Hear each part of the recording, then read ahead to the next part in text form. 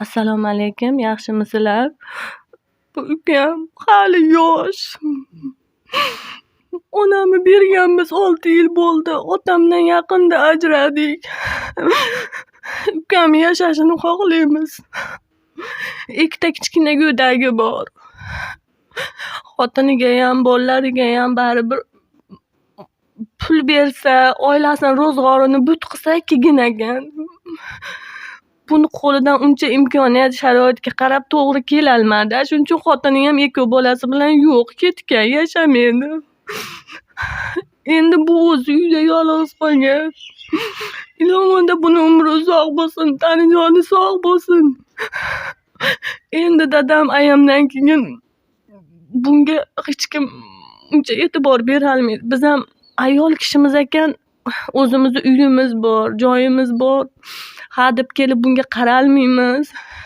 Iltimos yordam beringlar.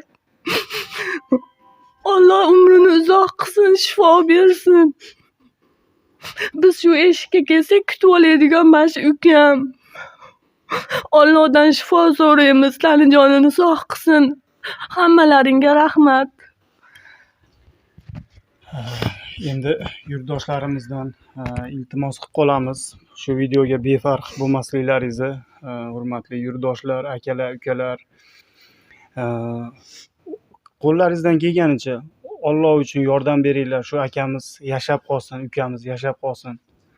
Hammalaringizdan Alloh rozi bo'lsin. Qiyomat kuni shu qilgan ehsonlaringizni Alloh o'zining roziligi bilan, sizlarni jannatga kirgizishlik bilan sizlarni rozi qilsin, qaytarsin deb qolamiz. Amin.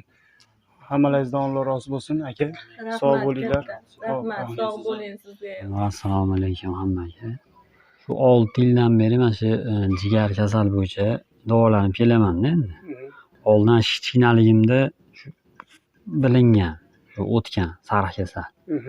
Endi katta bo'lganimdan keyin 2019 da bo'ldi, unda onam o'tib qoldi. Endi onam bo'lganda bilardi-da, sariq kasal bo'lib qolibsan, davolan yoki bir nima qilib oldini olgan bo'lardik. Men bilmaganman, ahamiyat bermaganman. Shu o'tkazib yuboribman. O'tib ketgan. Unchada nima deyapti hozirgi? Doktorlar endi shu 6 yil ichida bormagan joyim qolmadi. Tuya sutiga ham borib ichdim. Tabibga ham bordim. Shu zo'r degan doktorlariga ham borib uchradim. Biroz eng oxirgi nuqtasi, endi oxirgi tochkasi shu jigar alishtirish deyapti. Hindistonga borib. Endi unga mablag' kerak ekan. O'zi yaqinda dadam o'tib qoldi. Insult bo'lib, kasal bo'lib joyda yotardi. Qarab netib, endi men kasal, dadam kasal. Ahvolim shu og'rishga yaramayman. Dadam endi oldin kadastrda ishlab pensiyaga chiqqan odam edi. Ikkalamiz shu tirikchiligimiz shu pensiyadan o'tganda. Dadamga pensiya tushsa, menga pensiya tushsa, davolanamiz. Tirikchilik bor.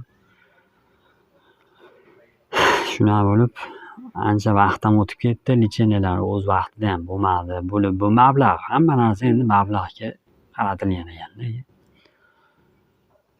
Shunga oxiri iloji yo'q, sizga chiqishga majbur bo'ldim.